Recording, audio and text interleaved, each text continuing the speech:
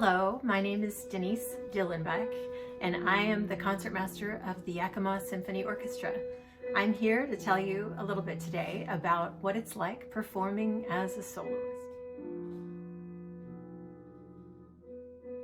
As you might have guessed, the process begins with practicing. But actually, before I even touch the violin, I have to do some scheduling and office supply kind of work. I will write into my schedule what pieces I've got coming up for the next 3 to 6 months, and I have those posted on a wall in my practice room so that I can keep my schedule in mind as I design my daily practice rotation. If I'm working on a piece that's really difficult or new to me, I might begin practicing that piece up to a year in advance. If I'm playing something I've performed before or something that's less difficult, it may need only a few months to cook in my practice room and get ready.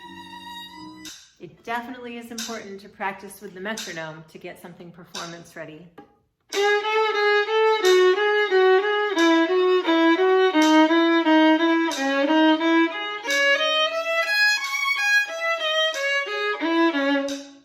It helps to have a good practice buddy. Gigi, what'd you think? You didn't like it? Not your favorite? Oh well.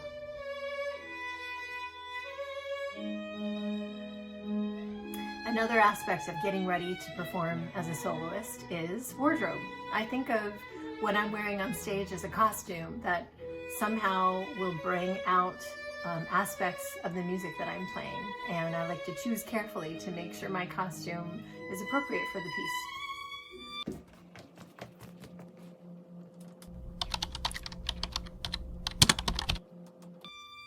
Time to ask for some honest feedback. What do you think, guys?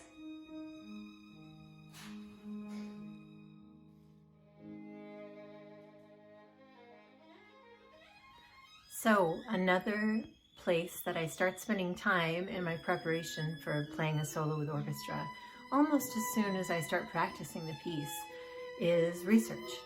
And by that, I mean, I start looking into music history and into literature and every place that I can find to see at what point in the composer's life they wrote this piece, what it meant to them, who did they dedicate it to, what other pieces were they writing around this time, and what other pieces were in existence in that era. So what's the context of the music?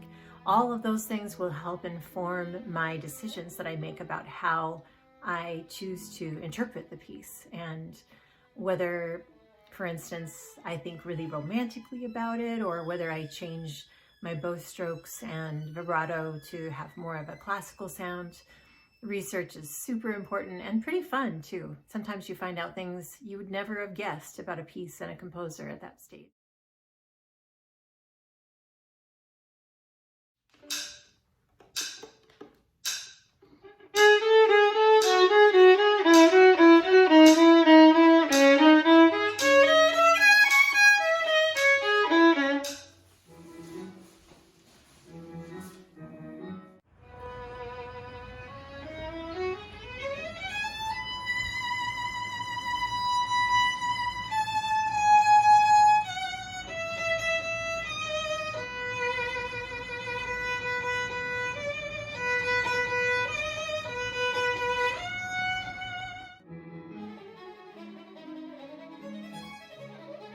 Another area of work that is of equal importance to practice and research from the very beginning of preparing to be a soloist on a piece is score study.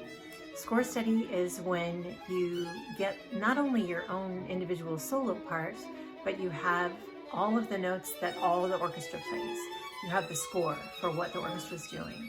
And I'll begin to study the score and start to get to know who I'm playing with at which point, and who has a melody that goes against mine, or where in a cello rondo in the orchestra begins when I take it on, or all these kinds of things. It's super important to know the context of all the music that I'm playing, and it really helps the rehearsal process move right along if I've done my preparation. It makes the conductor's job easier as well. I call this category support staff, It's really nice to have friends and family who are understanding as you approach deadlines and you feel the pressures of the solo and the performance night coming.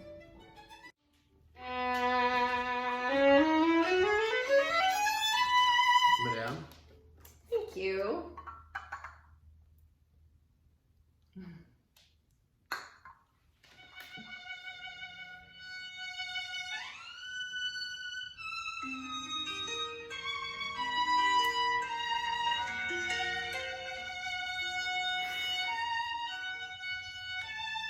Lawrence, I told you she's practicing.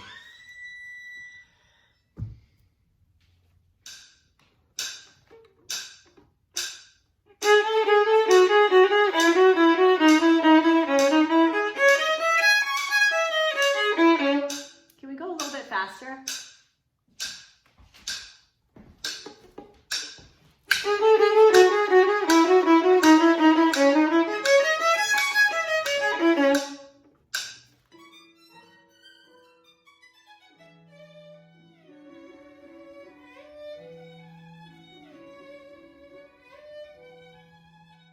I need to build my stamina and endurance in order to have the energy to stay on stage and play, say, an hours-long Beethoven Violin Concerto or the bazillion notes that are in a Bach-Brandenburg Concerto. This means that I do consider working out a part of my practice routine.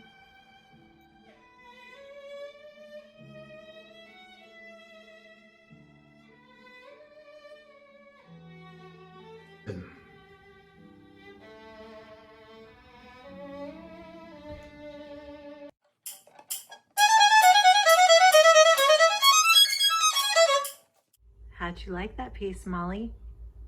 Am I doing okay?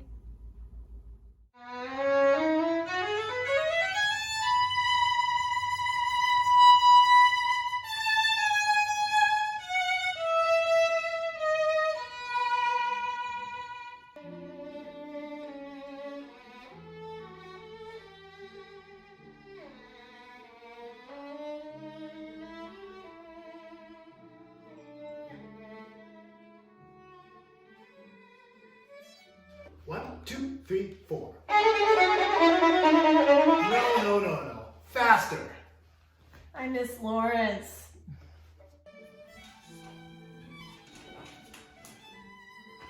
I think this is the one, guys. I hope you've enjoyed getting to hear a little bit about what it's like preparing to be a soloist with an orchestra. And thanks to my special assistant, Butterscotch.